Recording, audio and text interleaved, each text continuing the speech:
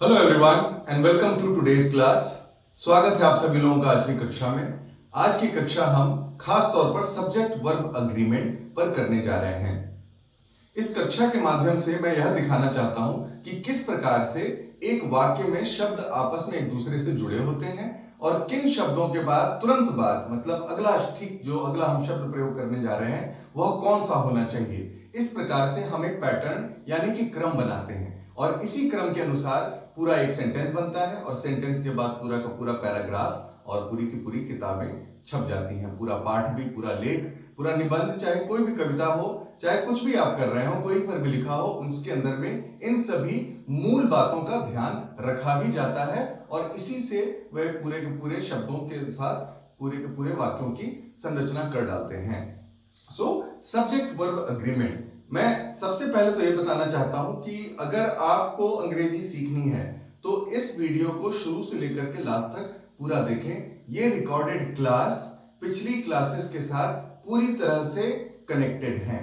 इसके पहले इस सीरीज में मैंने 2 और लेक्चर तैयार किए हैं, लेक्चर 1 एंड लेक्चर 2 फेज 1 के नाम से है, जिसमें स्ट्रक्चरल वर्ड्स के बारे में पूरा एक्सप्लेनेशन मैंने दिया हुआ है और उसके बाद आज हम उसका सेकंड पार्ट करने जा रहे हैं जिसको हम सब्जेक्ट वर्ब अग्रीमेंट के नाम से कह सकते हैं। इसमें मैं 3-4 सेशंस रिकॉर्ड करूंगा। 3-4 सेशंस के माध्यम से मैं दिखाना ये चाहता हूं कि कैसे, अगर मैं जैसे मान लीजिए अभी मैं एक एग्जांपल आप लोगों को करके दिखाऊंगा कि ये क्या एग्जांपल है। मैं किसी भी व्यक्ति का इंट्रोडक्शन लिखता हूं। मान लीजिए आपसे पूछा जाता है कि अपने बारे में कुछ बताएं, अपना परिचय दें, तो मैं अपना परिचय कैसे दूं और उसी परिचय को मैं सब्जेक्ट वर्ब अग्रीमेंट के माध्यम से कि कैसे उसको हम इस तरीके से बांट करके रख सकते हैं। तकरीबन 100 शब्दों के आसपास में अपना इंट्रोडक्शन में देना चाहूंगा। कोई मेरे से पूछे तो मैं चाहूंगा कि एक मिनट से भी कम समय में, मतलब जल्दी से जल्दी हो सके, उसको मैं अपनी मेन बातें, अपने बारे में खूब सारी बातें नहीं लेकिन मेन बातें, मुख्य जो बातें हैं जिससे मेरी पर्सनैलिटी बनती है, जिससे मैं चाहूंगा कि कोई भी इंसान मुझे जाने तो मेरे बारे में उन सब बातों को जरूर जाने। सो मैं उसी के आधार पर एक चीज तैयार करने जा रहा हूं। आइए साथ में करते हैं। अगले 5-7-10 मिनट जितनी देर भी हम लोग ये काम कर रहे हैं एक साथ करेंगे, इसको बीच में छोड़ेंगे नहीं। अगर छोड़ेंगे तो कोई फायदा नहीं, और एक साथ करेंगे, थोड़ा पेशेंस रखेंगे तो बहुत मजा आएगा। अंग्रेजी बच्चों का खेल है, ये मैं इसके हिसाब से दिखाना चाहता हूं। सो मान लीजिए मेरे से कोई पूछता है कि sir tell me about yourself, मैं अपना इंट्रोडक्शन कैसे दे रहा हूं। सबसे पहले तो हाय, ठीक है, my name is Kabir Krishnan,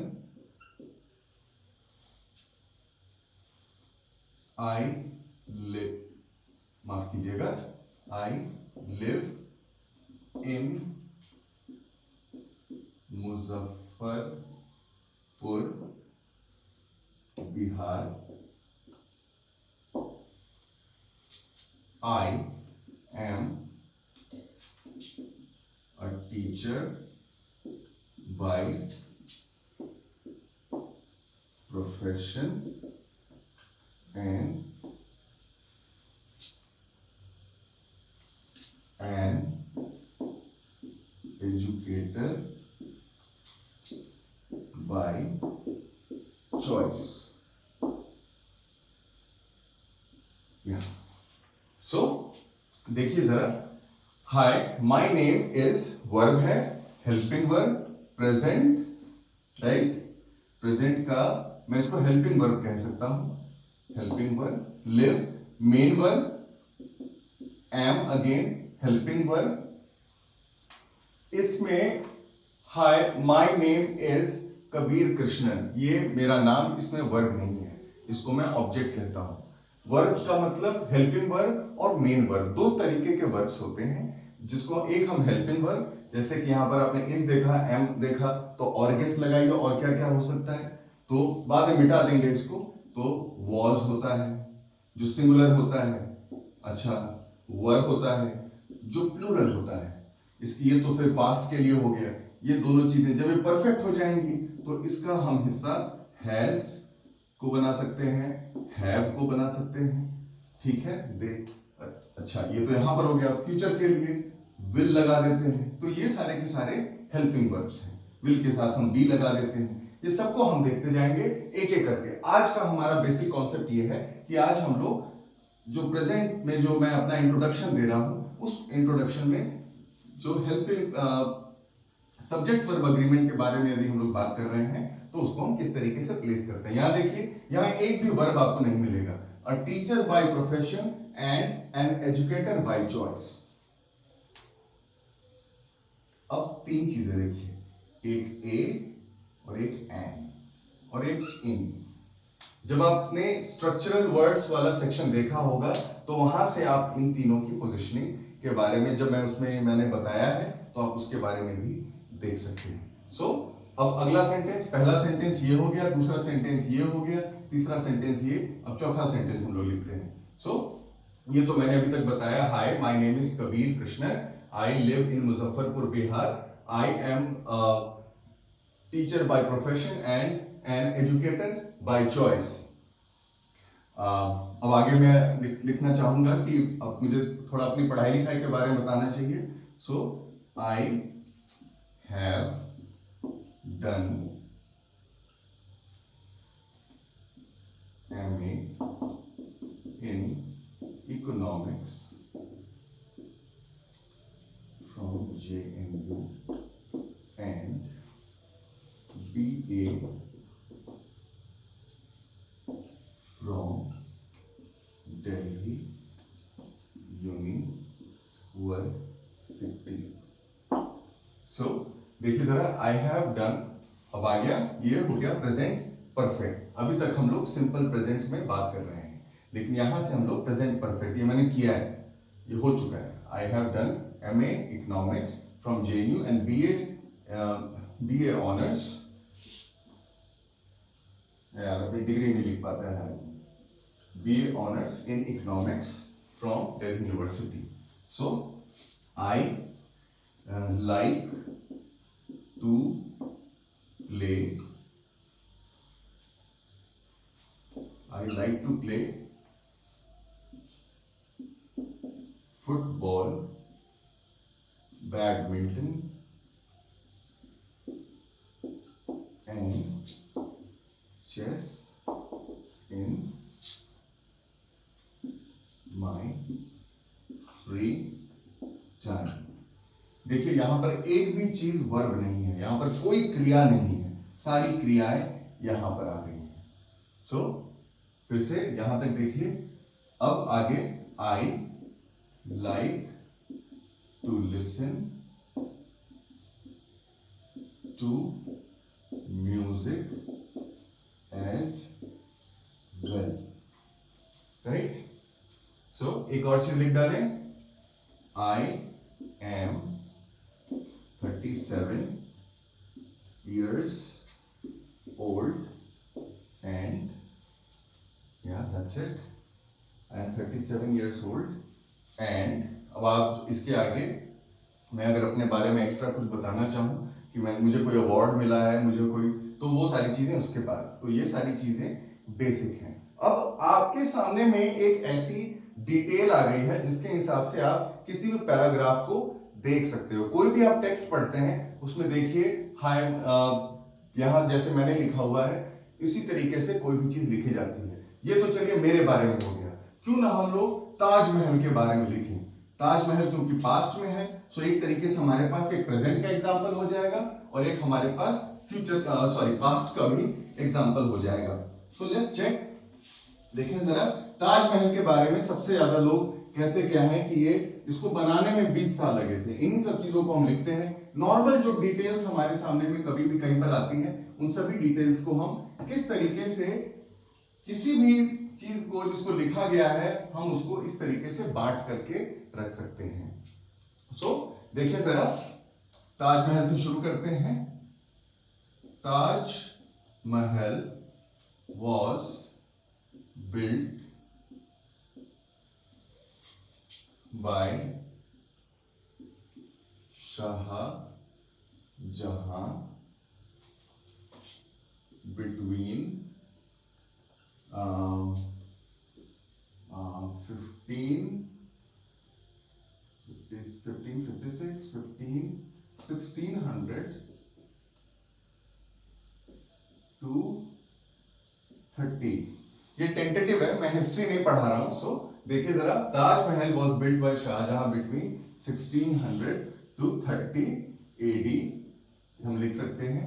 अच्छा, इसके बाद it is made of white marbles.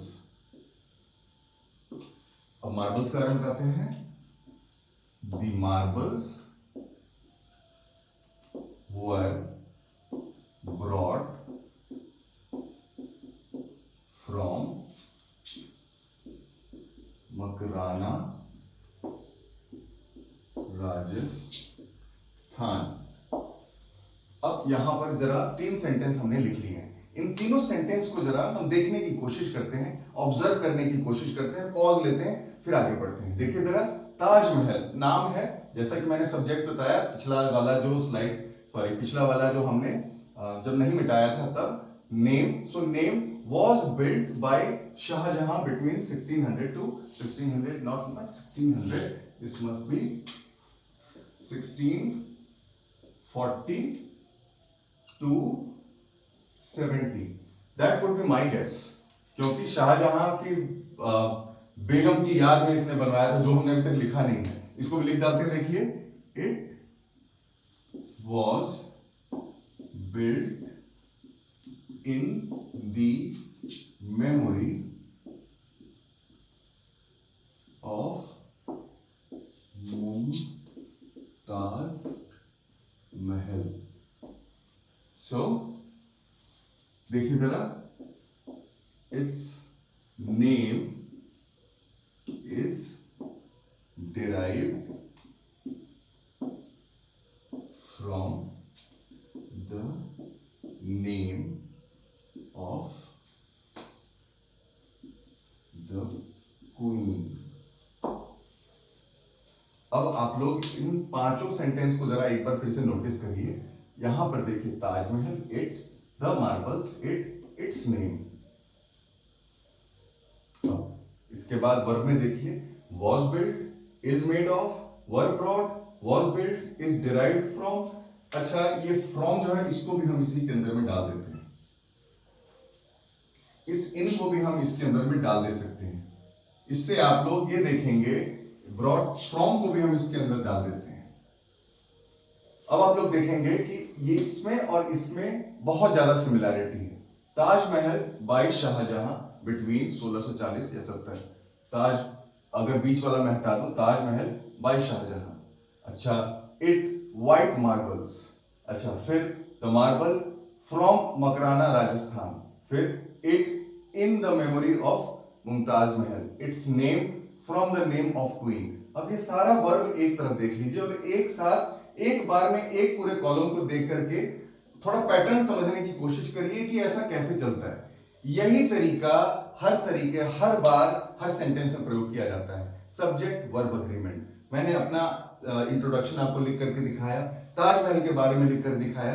अभी मैं इसके बारे में और भी थोड़ा और लिखता हूं। अपनी मैंने जो यात्रा की थी वहां पर, उसके बारे में आपको बताता हूं। तो उसके बारे में अगर मैं लिखूं तो देखिए, I went there in 2015, I reached at Taj Mahal at, or let's say by 9:15 AM. I was with my friends. We clicked some photographs. देखिए जरा, we had our lunch at 12 noon. The lunch was a good and tasty one. So कहने का मतलब ये है, हमने इतना सारा कुछ देखा, इतना सारा हमने पढ़ करके हम इसको अब समझने की कोशिश कर सकते हैं। क्या है, कोई भी सेंटेंस, मैं बार बार यही बात कहता हूं कि ये बहुत आसान है। अभी मैंने इसको जिस तरीके से आपको बांट करके दिखाया है, तोड़ करके दिखाया है, आप किसी भी सेंटेंस को इस तरीके से डिवाइड कर सकते हो, आप 3-4 उसके सेक्शन बना दे सकते हो, और तब आप देखोगे कि हर सेंटेंस में यही चीज, चाहे वो प्रेजेंट का सेंटेंस का हो, प्रेजेंट टेंस का हो, चाहे वो पास्ट टेंस का हो, चाहे फ्यूचर टेंस का हो, सिर्फ ये चीजें बदलती हैं। खास बात है, सिर्फ ये चीजें बदलती हैं, सारा का सारा खेल इसी का है। जैसे ये बदलेगा वैसे ही ये बदलेगा। अब हमने इतना सब कुछ जान लिया है, तो मैं आज आप लोगों को एक मंत्र बताता हूं। यह मंत्र ऐसा है कि अगर यह मंत्र आपने अच्छे तरीके से अपने, कहते हैं कि हमारे खून में बहना चाहिए यह मंत्र यदि आपके खून में बहने लग जाता है तो आप इंग्लिश बोल सकते हो, क्या यार, लिख सकते हो, इंप्रेस कर सकते हो लोगों को, एग्जाम में अपने आंसर इतने खूबसूरत बना सकते हो कि कोई भी इंसान आपके, कोई भी टीचर आपके नंबर काटने से पहले 2 बार तो कम से कम सोचेगा जरूर, क्या इसमें गलती क्या है, इसके अंदर कमी क्या है। इसका इतना खूबसूरत इस बच्चे का आंसर है, इसने इतने अच्छे से लिखा है, सारा कॉम जो इसने पढ़ा है वो सब इसने बहुत अच्छे तरीके से रिप्रेजेंट किया है। तो ये हम अच्छे तरीके से रिप्रेजेंट कब कर पाएंगे, जब हमें इन सब चीजों की अच्छी से जानकारी होगी, अच्छे तरीके से समझ सकेंगे। अगर हमें ये आता है, हमें सेंटेंस का स्ट्रक्चर आता है, तो ये चीज बहुत ही ज्यादा आसान है। इससे आसान मुझे नहीं लगता कि इससे आसान तरीका, और या फिर इतने अच्छे तरीके से आप कोई चीज अगर आप कर लेते हैं तो आप कभी भूल पाएंगे। एक बार में कर लेने का है और एक बार में इसको करके खत्म कर देने का है। ये तो हमने अभी 2 हमने बनाए, एक हमने बनाया पास्ट और एक हमने बनाया प्रेजेंट। ऐसे ही फ्यूचर में होता है, जिसके बारे में हम लोग नेक्स्ट क्लास में बात करेंगे। इसके बाद इस सीरीज में मैं 4 सेक्शंस और लेकर के आऊंगा, 4 लेक्चर्स और लेकर के आऊंगा। आज के बाद लगातार 4 दिन तक हम लोग ये 4 चीजें एक दिन, आप एक सेक्शन एक दिन देखिए, उस रिकॉर्डेड सेशन में जो आपको बताया जा रहा है वो आप 1 दिन करके देखिए, 2 दिन करके देखिए, 3 दिन करके देखिए, चौथे दिन, ये ज्यादा टाइम नहीं मांगता है, सिर्फ 2 घंटे की बात। हर दिन आपको 2 घंटे पढ़ने के लिए निकालना है।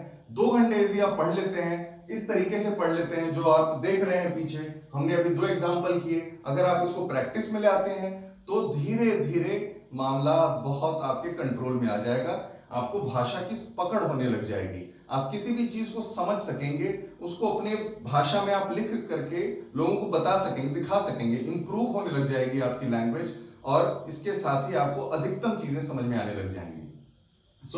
आज के लिए बस इतना ही। I hope you would have enjoyed this session. पसंद आया लाइक करिए, नहीं पसंद आया तो भाई ये तो इंप्रूवमेंट का स्कोप हर जगह होता है। मुझे बताइए क्या कमी रह जाती है, क्या कमी है, या कहां पर कौन सी ऐसी चीज है जो मैं मिस कर जाता हूं, जो मैं और ज्यादा अच्छे तरीके से बताना चाहूंगा। So please like, share and comment. और कमियां बताने से ही एक अगला इंसान आगे बढ़ता है। ये चीज मेरा प्रयास है कि हर किसी को ये आना चाहिए, हर एक बच्चा ये बात जान जाए तो वह अंग्रेजी, इंग्लिश लैंग्वेज में बहुत अच्छा कर सकता है। So thank you very much, all of us, all of you, stay safe and stay healthy, and thank you very much. All the best.